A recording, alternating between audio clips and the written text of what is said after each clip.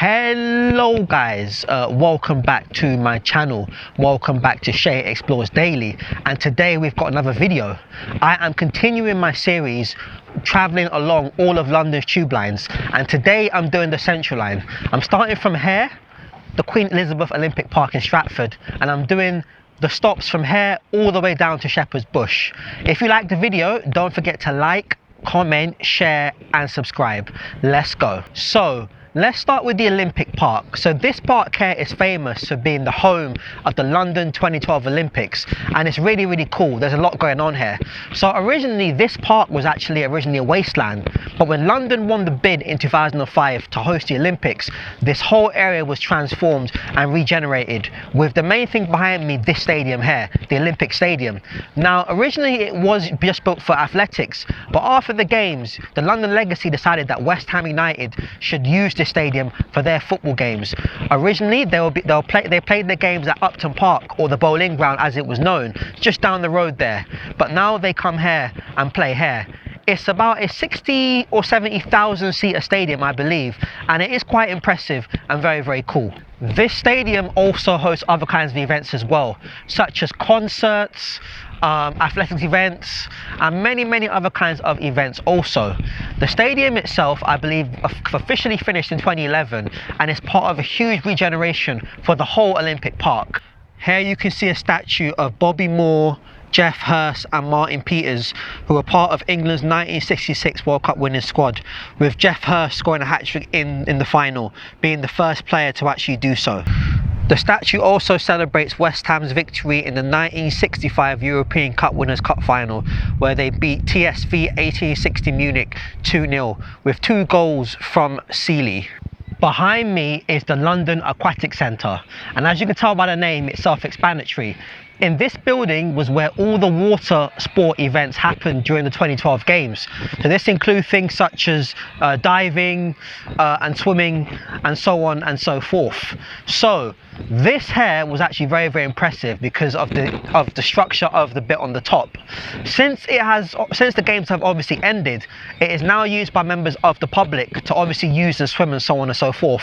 But it does have an Olympic-sized swimming pool with professional diving spaces as well. So it's very cool and very impressive. The next place in the Olympic Park is this place behind me, called the Copper Box Arena. Obviously now it's called the Copper Box Arena, but originally it was known as the Handball Arena, as during the 2012 Olympic Games it was known to host handball games and other things as well, such as fencing and I believe horse riding as well. Nowadays it's mainly used for things such as like boxing events, I think concerts as well. I'm not so sure what else as well, but this venue behind me is very close to Hackney Wick train station. So if you're coming from Hackney Wick, you can get off at Hackney Wick and come here as well. But it is a very cool and impressive arena behind me. Also as well guys, it has these really cool letters, these giant letters that essentially mark run. So I'm guessing it's inspiring people to continue running and keeping fit. Also as well, this arena behind me was actually praised for its extraordinary atmosphere during the games.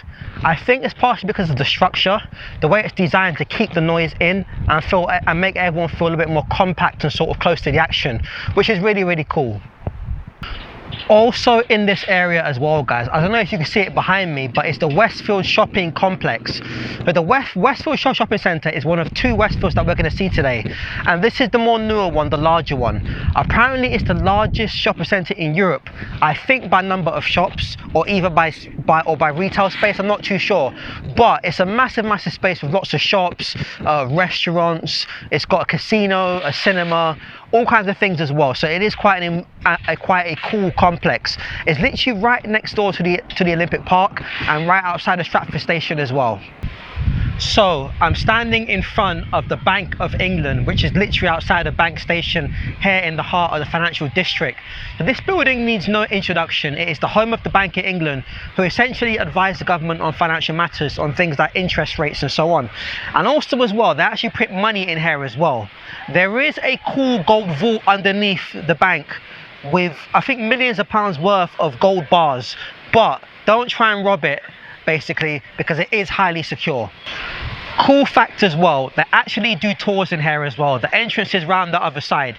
But if you want to check this out, this place in a bit more detail, I've made another video as well on this location. So behind me is the entrance to the museum, and right now it's closed, but it is on this entrance to the side where you can enter the museum and learn all about the history of the Bank of England. The opening times are also on the plaque as well on the side, so you can note them down and come obviously when it's open. Here you have a plaque which is dedicated to where I am, called Jubilee Walkway. So as you can see, it's a map of this whole area here, which is the financial heart of London, including the Gherkin, Tower 42, the London Stock Exchange, the Bank of England, and so many cool buildings just in one short square mile. Also as well, here you've got this monument which commemorates soldiers that fought in the Great War, also known as the First World War. This was put here in 1920 by the Duke of York, and also as well, it also remembers those who fought in the Second World War also. Here you can see in order a list of all the battalions pretty much that served, and you can see it included people such as the Royal Army Service Corps, the Royal Army Medical Corps, the Royal Army Veteran Corps, and so on and so forth. So it's just very, very cool to understand the sacrifices that were made by these people. Here as well you can see a statue of Henry Greathead, who was responsible for some of London's tube lines, because he was responsible for cutting some of the tunnels that go beneath London and pretty much service the city and allow us to travel to and from London every single day. So guys, I'm standing here on the steps of the iconic St. Paul's Cathedral here in central London. So, located right next to St. Paul's tube station, this cathedral here is the 4th cathedral to be built on this site, as initially this cathedral was actually damaged in the Great Fire of London in 1666. The current cathedral was designed by Sir Christopher Wren and includes fantastic architecture, including a fantastic dome on the top of the building. Over the years, decades and centuries, they've had many, many cool events here, especially royal events, including christenings, weddings, funerals, so on and so forth. This building is so impressive, it even survived the Blitz during the Second World War. Around the cathedral you will see some very, very cool statues, including one of John Wellesley, who is known as the father of the Methodist Church. The whole complex is absolutely humongous and you cannot miss it.